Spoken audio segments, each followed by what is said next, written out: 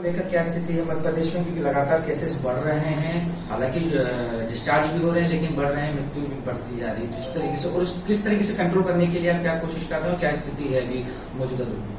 हमने हर संभव उपाय किए हैं। अब जो ज्यादा प्रभावित जिले हैं उनमें अधिकारियों की टीम भेजी जा रही है। अधिकारियों की टीम में सभी पक्ष देखने वाले अफसर शामिल होंगे। वो टीम वहां जाकर कैंप करेगी और स्थानीय प्रशासन को, चाहे वो इलाज हो या लॉकडाउन जैसे विषय हो, उस पर हर संभव सहयोग करेगी। सुखद संकेत ये है कि कोरोना में पॉजिटिव जो सैंपल के नंबर के आधार पर जो केस आते थे, अब वो प्रतिशत में कम हो रहे हैं। पॉजिटिव केस लगातार घटते जा रहे हैं। वो इंदौर में भी घट रहे हैं, भोपाल में भी घट रहे हैं। मृत्यु दर अब कम हो रही है। और सुखद बात यह है कि डिस्चार्ज होने वाले मरीजों की संख्या, जो स्वस्थ होकर डिस्चार्ज हो रहे हैं, उनकी संख्या लगातार बढ़ रही है। हम धीरे धीरे परिस्थिति पर काबू पाते हुए प्रदेश की जनता के सहयोग से लगातार आगे बढ़ रहे हैं। और इसलिए हमने एक फैसला भी किया है। प्रधानमंत्री जी ने कहा था कि जान भी है और जहान भी है, इसलिए हमें जहान को भी देखना है। इसलिए सभी सावधानियां रखते हुए कल से वल्लभ भवन, सतपुड़ा, विंध्याचल जो राज्य स्तरीय कार्यालय में है, उनमें 30% अधिकारी कर्मचारी अब काम के लिए आना प्रारंभ होंगे, ताकि सामान्य कामकाज को भी हम जारी रख सकें।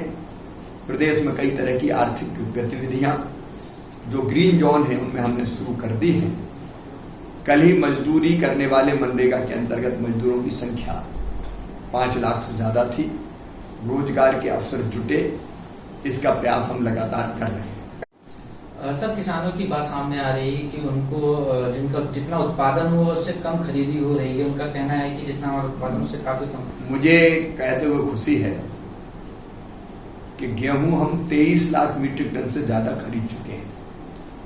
15 अप्रैल से हमने खरीदी प्रारंभ की थी। रिकॉर्ड खरीदी चल रही है। और ये खरीदी तब जब व्यवस्थाएं थी नहीं। खरीदी की व्यवस्था मैंने आके बनाई। कई किसान तो ये सोचते थे कि सरकार में तो खरीदी होगी ही नहीं, जो पुरानी सरकार थी। लेकिन हमने धारणा को बदल दिया। खरीदी लगातार गेहूं की जारी है और किसानों को कहीं कोई परेशानी नहीं है।